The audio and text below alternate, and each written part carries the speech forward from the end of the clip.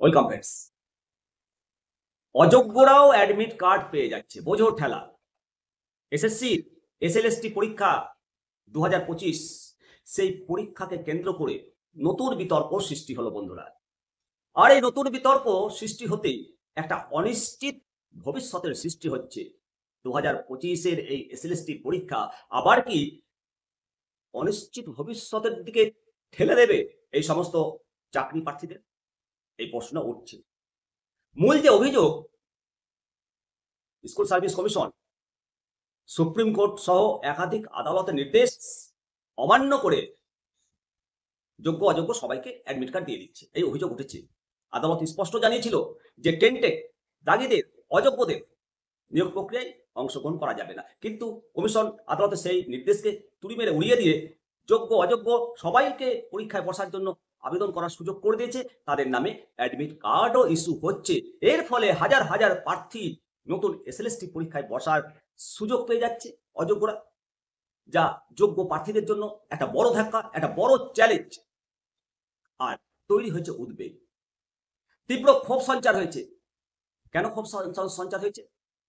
এই কারণে যে 2016 সালের এসএলএসটি পরীক্ষার মতো এই নিয়োগ প্রক্রিয়াও যদি আইনি জটিলতায় পড়ে, অযোগ্য প্রার্থীরা পরীক্ষায় বসেন, চাকরি পান, তাহলে পুরো নিয়োগ প্রক্রিয়াটা আবার প্রশ্নের মুখে পড়বে।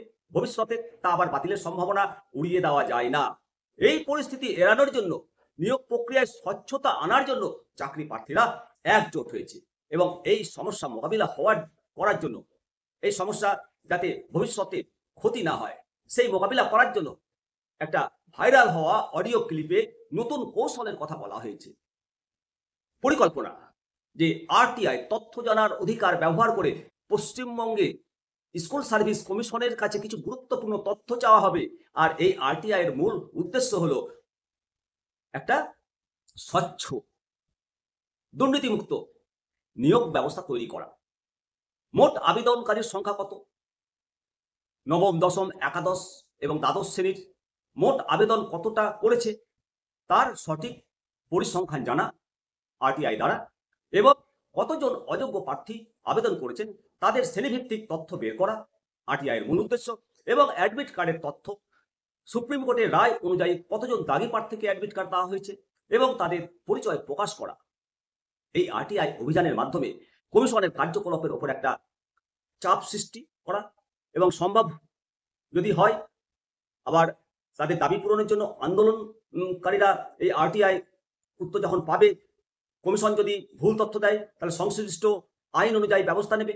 কমিশন যদি কোনো উত্তর না দেয় তাহলে আদালতের দ্বারস্থ হবেন। সুপ্রিম কোর্টের যে নির্দেশ সেটা অমান্য করা হচ্ছে। আরটিআই এমন একটা অস্ত্র, চাকরি প্রার্থীরা মনে করছেন যে এই আরটিআই আবেদন যে প্রক্রিয়া, স্বচ্ছতা আনতে একটা গুরুত্বপূর্ণ একমাত্র হাতিয়ার। 2016 সালের প্যানেল বাতিলের ক্ষেত্রেও এই আরটিআই বিশেষ অবদান, বিশেষ ভূমিকা পালন করেছে। তাই এবারও তারা আশাবাদী যে এই পদক্ষেপের মাধ্যমে 2025-এর নিয়োগ প্রক্রিয়াকে একটা আইনি জটিলতা থেকে বাঁচানো সম্ভব হবে। এবং স্কুল সার্ভিস কমিশন এই বিষয়ে কি পদক্ষেপ নেয়, এই বিতর্ক শেষ পর্যন্ত কোন দিকে মন নেয়, সেদিকে নজর থাকবে। পরবর্তী আপডেট অবশ্যই আপনাদেরকে দেব, তার জন্য চ্যানেলটিকে সাবস্ক্রাইব করবেন। জয় হিন্দ, জয় ভারত।